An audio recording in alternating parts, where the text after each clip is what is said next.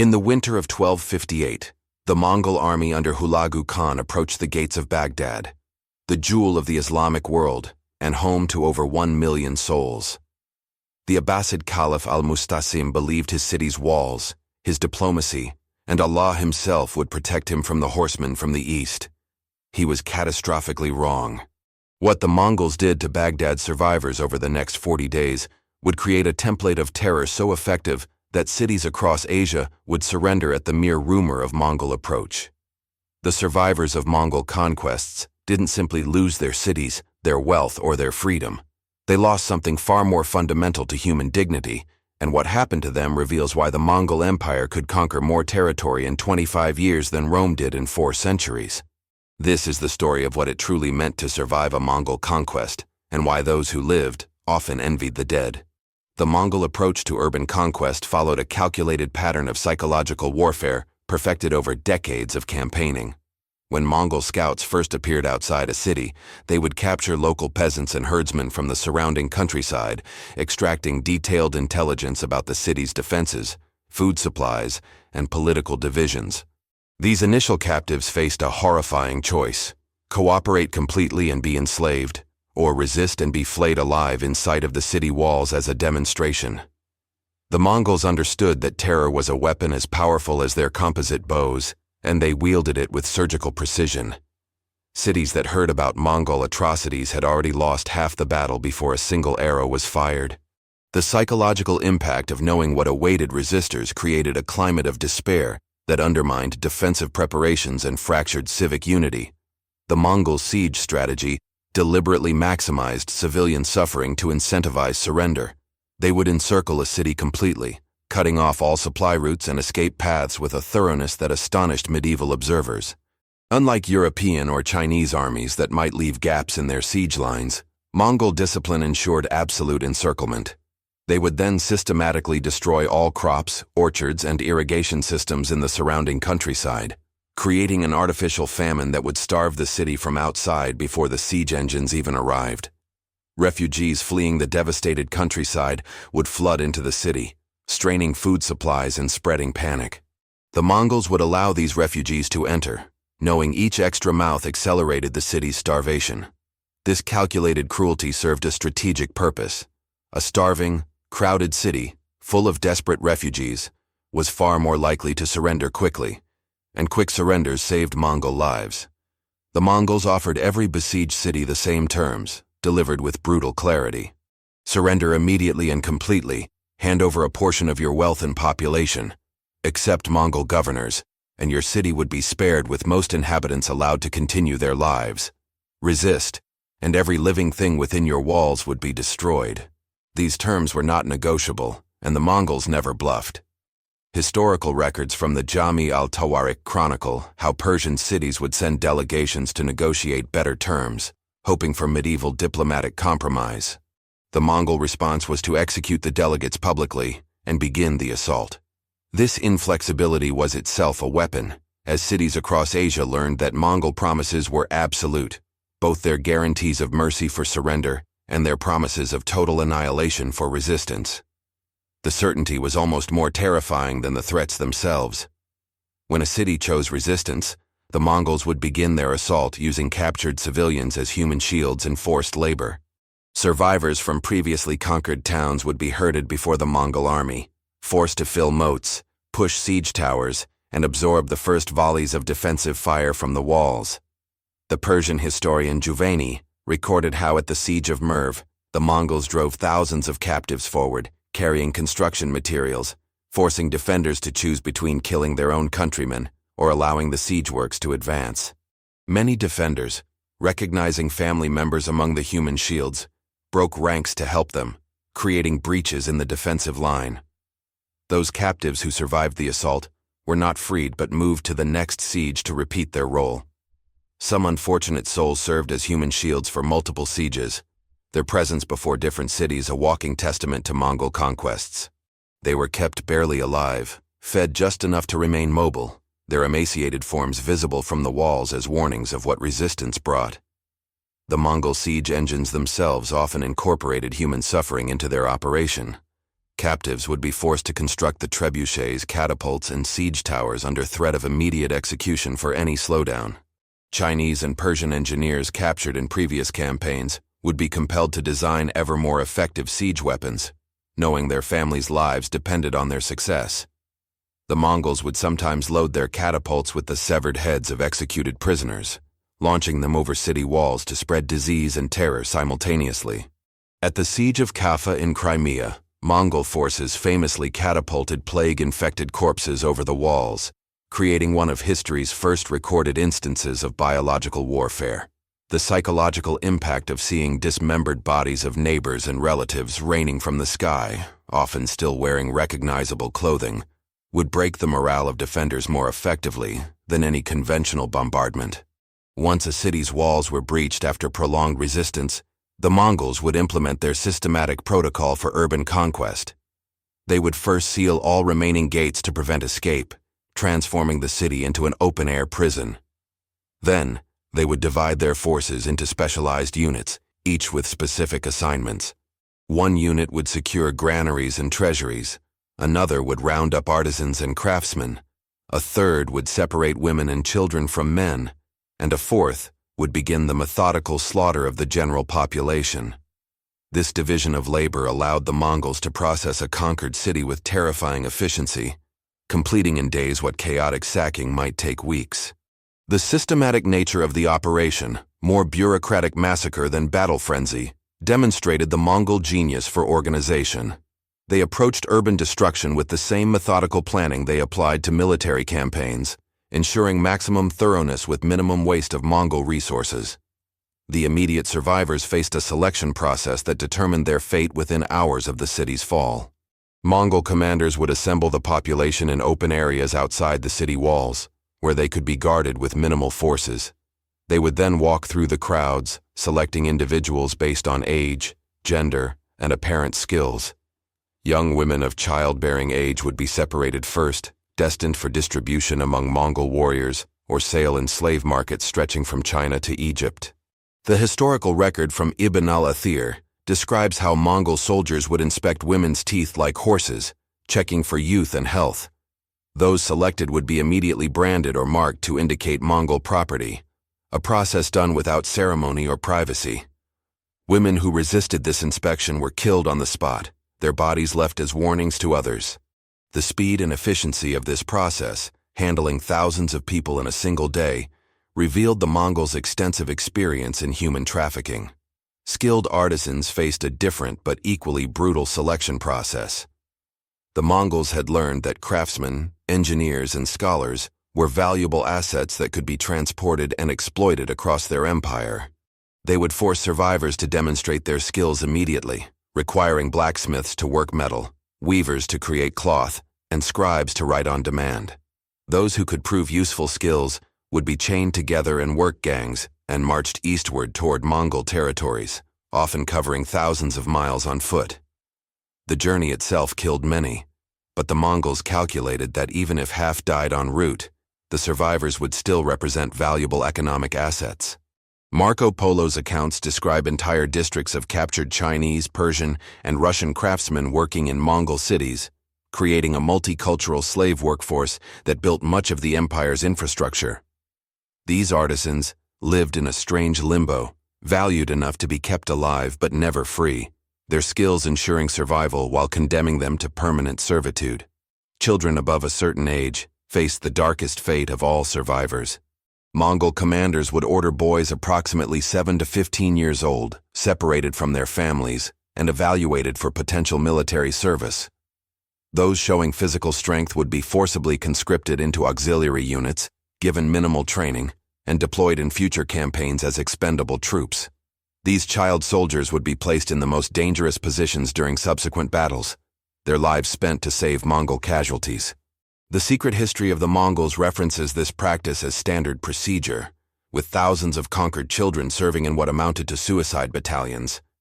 Those who survived multiple campaigns might eventually be accepted as low-ranking Mongol soldiers, creating a path from conquered victim to conquering warrior. This practice served multiple purposes. It removed potential future resistance fighters from conquered populations, provided expendable troops, and psychologically devastated the survivors, who had to watch their children march away to almost certain death. The mass executions that followed the selection process were conducted with industrial efficiency. The Mongols preferred to conserve arrows and avoid hand-to-hand combat when killing large numbers of disarmed civilians, so they developed alternative methods. Groups of prisoners would be tied together by their hands and made to kneel in long rows. Mongol soldiers would then move down the rows, beheading each person with sabers in a process that could execute hundreds per hour. The Persian chronicler Rashid al-Din recorded that at Nishapur, the Mongols required each soldier to execute between 300 and 400 people, with officers checking to ensure quotas were met. Bodies would be left in place until the entire process was complete, creating pyramids of corpses that served as both disposal method and psychological weapon. Those at the end of the lines would wait hours watching the executions approach, the psychological torture of anticipation as devastating as the final blow. Some cities that offered particularly stubborn resistance received special treatment that exceeded even standard Mongol brutality. When the city of Nishapur killed Genghis Khan's favorite son-in-law during its defense, the great Khan ordered total extermination with such thoroughness that even cats and dogs were to be killed. His daughter, the widow of the slain warrior, was given command of the massacre to ensure its completeness. She ordered that after the general slaughter, Mongol soldiers were to return and decapitate every corpse, with the heads arranged in pyramids sorted by gender, men's heads in one pile, women's in another, children's in a third. This required searching through hundreds of thousands of bodies, a task that took weeks. The head pyramids remained standing for years afterward, as monuments to Mongol vengeance, visible from miles away as warnings to potential resistors. The psychological impact on surrounding cities was profound, with many choosing immediate surrender rather than risk similar treatment. Survivors who avoided immediate execution or enslavement faced systematic economic destruction designed to ensure long-term subjugation. The Mongols would loot not just obvious valuables, but would systematically dismantle urban infrastructure. They would tear down city walls stone by stone, destroy bridges, fill in wells, and demolish public buildings, ensuring the city could never again serve as a center of resistance.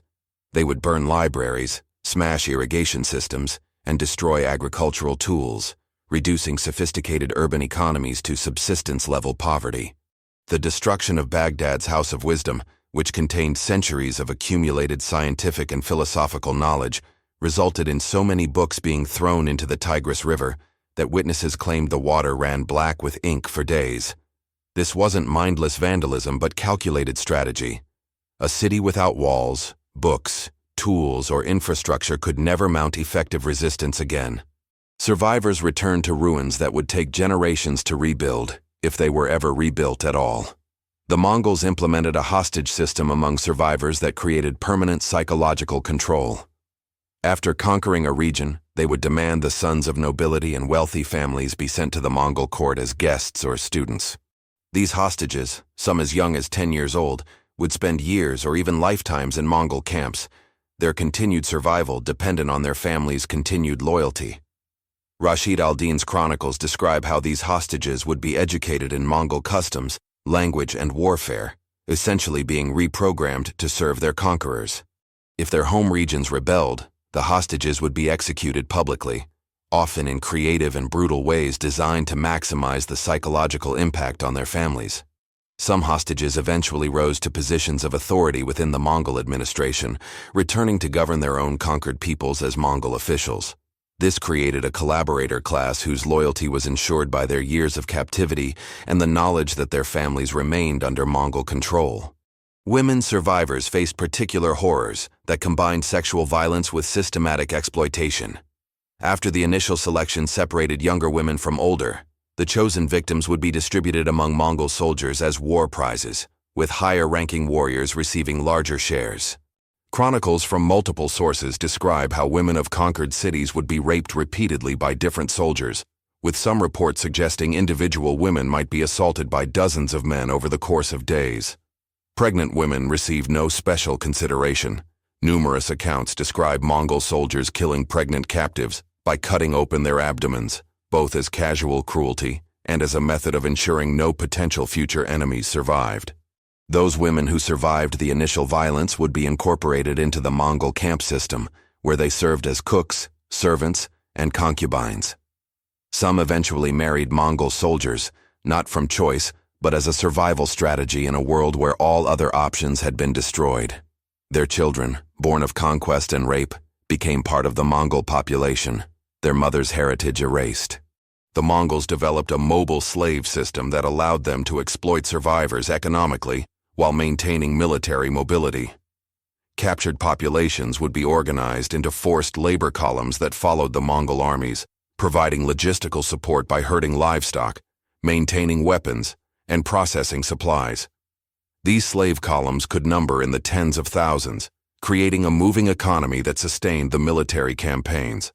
Slaves would be worked to exhaustion, with those who collapsed from fatigue or illness simply abandoned to die where they fell. The columns would constantly be replenished with new captives from recently conquered territories, maintaining a steady workforce despite the brutal attrition rate. Ibn Battuta's later travels describe encountering groups of elderly former slaves who had somehow survived decades in these columns, their bodies bearing the scars and deformities from years of hard labor and inadequate nutrition. They represented the rare survivors of a system designed to extract maximum labor before inevitable death. Religious minorities in conquered cities faced targeted persecution that exceeded even the general brutality.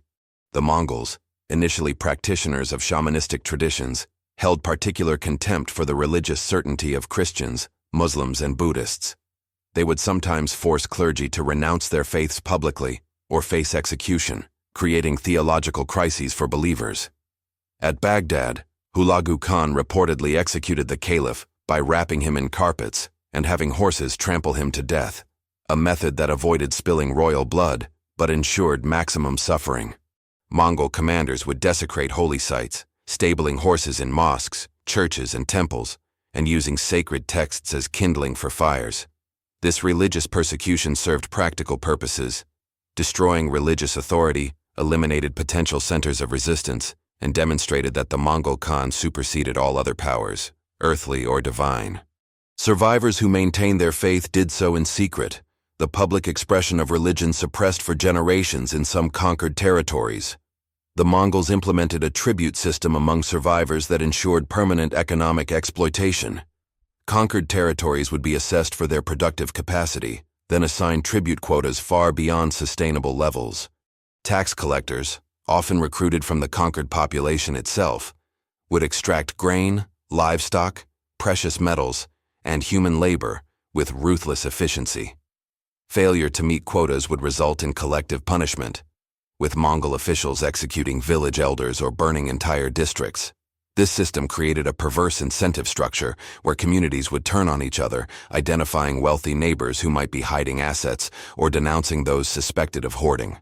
The Mongol governor of Persia, Argan Akka, became legendary for his creative taxation methods, including taxes on windows, doorways, and even graves. Survivors learned that Mongol conquest meant not just initial devastation, but permanent, crushing poverty, with any accumulated wealth immediately seized by tax collectors. The death toll statistics from Mongol conquests remain subject to historical debate, but even conservative estimates suggest catastrophic population losses. The population of Persia is estimated to have declined from approximately 15 million before the Mongol invasions to fewer than 5 million afterward, a loss of nearly 70% over several decades. The city of Merv, one of the world's largest cities at the time with perhaps 500,000 inhabitants, was reportedly left with only 100 survivors after the Mongol conquest. China's population declined from approximately 120 million in 1200 to perhaps 75 million by 1300, though disease and displacement contributed alongside direct killings. These numbers represent not just deaths, but the complete erasure of communities, professions, and cultures. Entire languages disappeared, architectural traditions were lost, and agricultural systems collapsed. The survivors inherited a diminished world, their civilizations set back generations or centuries by the systematic destruction the Mongols implemented. Some survivors attempted resistance after initial conquest, with uniformly catastrophic results.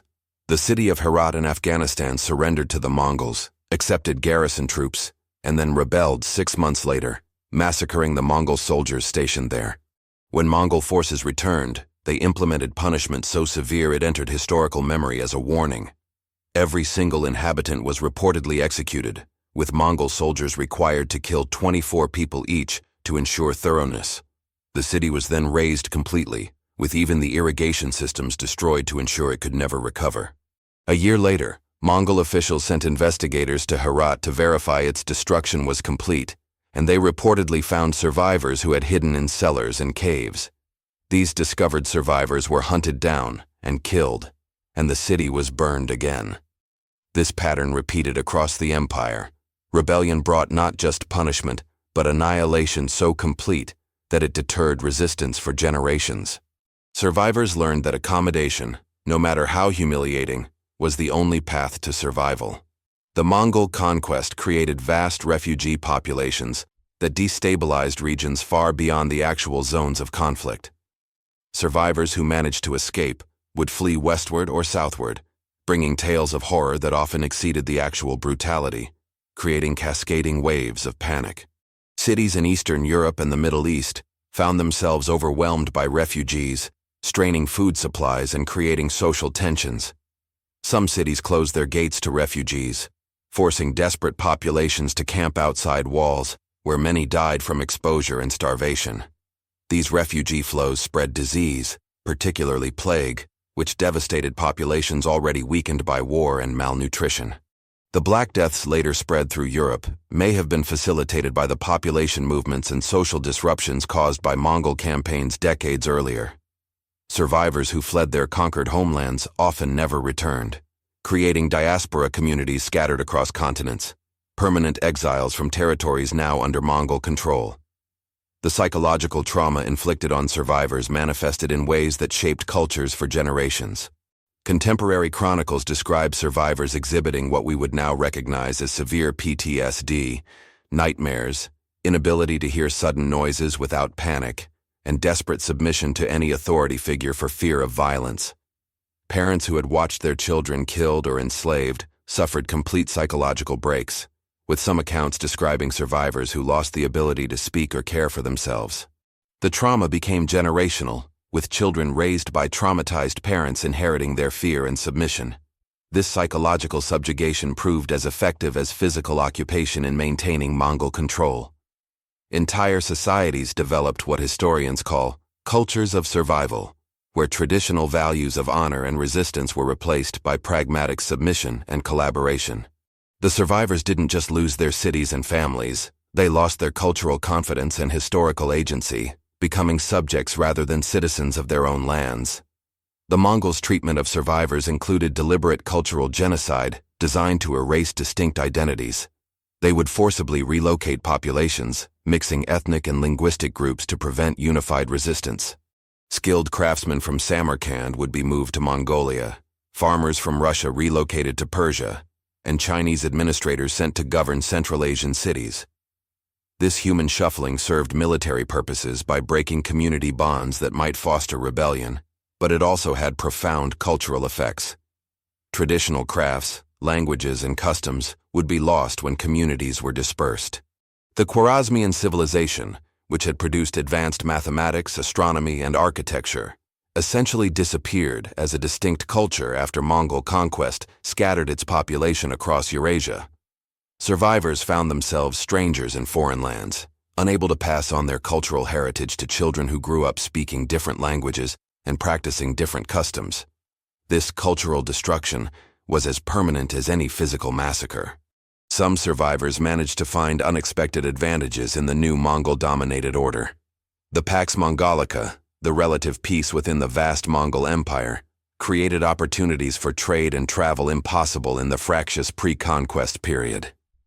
Merchants who survived could now travel from Korea to Hungary with Mongol protection, carrying goods and ideas across unprecedented distances. Marco Polo's famous journey was only possible because of Mongol control of the Silk Road. Some survivors or their descendants rose within the Mongol administrative system, with conquered peoples serving as governors, generals, and even prime ministers in the Mongol hierarchy. The Mongols' relative religious tolerance, once initial conquests were complete, allowed diverse communities to coexist under their rule. However, these opportunities came at the cost of complete submission and the memory of atrocities that had established Mongol dominance. Survivors who prospered under Mongol rule faced accusations of collaboration from those who remembered the initial horrors, creating social divisions that lasted generations. The documentation of survivor experiences comes primarily from chronicles written by educated elites who had the resources and safety to record events. The vast majority of survivors were illiterate peasants, craftsmen, and laborers whose experiences were never recorded, except as statistics in tax registers or casualty estimates. The voices of women survivors, except for a handful of aristocrats, are almost completely absent from the historical record. We know that hundreds of thousands of women were enslaved, raped, and distributed among Mongol warriors, but their individual stories, thoughts, and experiences died with them. The children born of these unions, growing up between two worlds, left no records of their psychological struggles.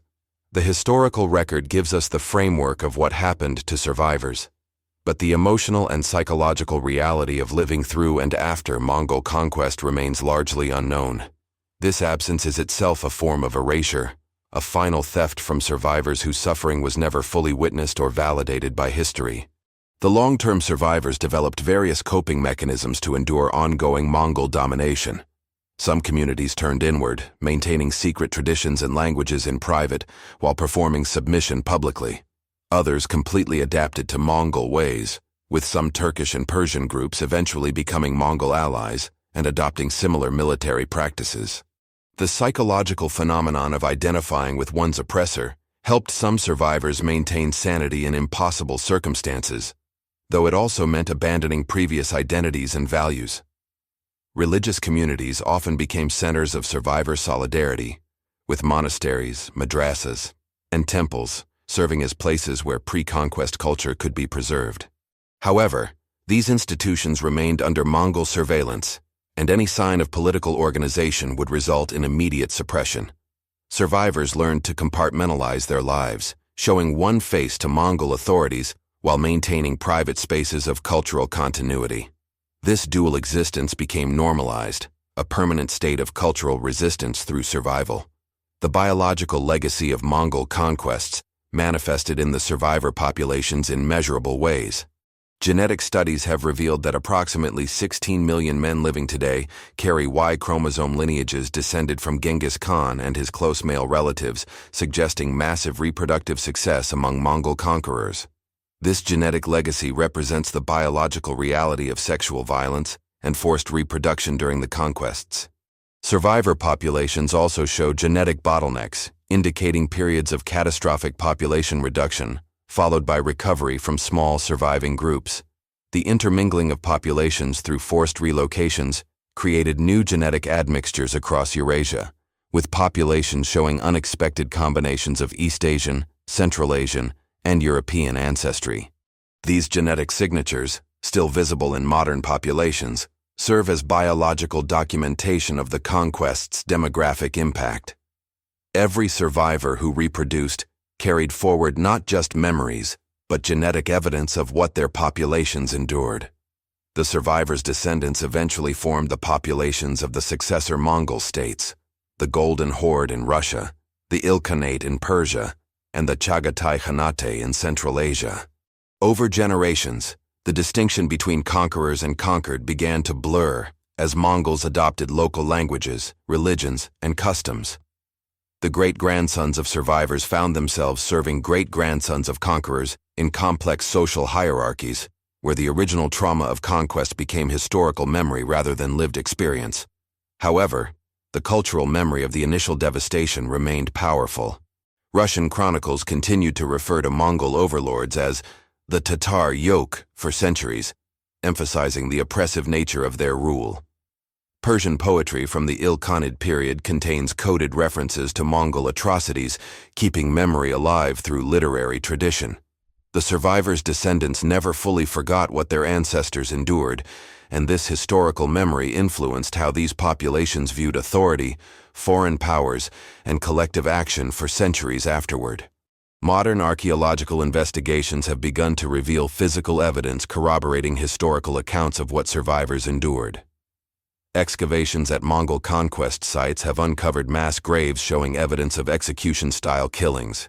Multiple skeletons with identical sword cuts to the neck, bodies thrown into pits without burial rites, and demographic distributions showing the absence of young women and skilled craftsmen consistent with selective enslavement. Destroyed cities show archaeological layers of ash and destruction so complete that urban life ceased abruptly, with no gradual decline. The material record confirms that surviving populations face dramatic decreases in living standards, with pottery, tools, and architecture from post-conquest periods showing marked decline in quality and complexity. Some cities were never rebuilt at their original locations, their ruins preserved as accidental monuments to the survivors who never returned.